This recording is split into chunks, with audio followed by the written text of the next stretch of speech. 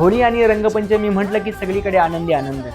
दहन करण्यासाठी होळी मातेमध्ये लाकडं गौऱ्या टाकतात, त्यांची राग होते आणि सगळीकडे प्रकाशमय वातावरण होतं. अशा होळी मातेकडनं आपण चांगला गुणधर्म घेतला पाहिजे.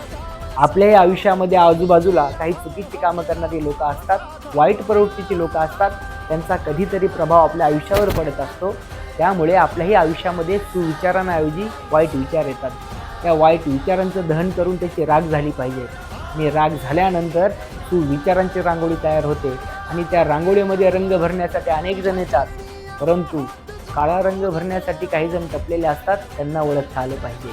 तुकोबरायांचे शब्द आहेत, दैन्य दुःख आम्हा न येती जवळी, दहन हे ओळी होती दोष. त्या भगवंताचं चिंतन केल्यानंतर आपल्या अवतीभोवती दारिद्र्य सोडा, दुःख देखील फिरकत नाही.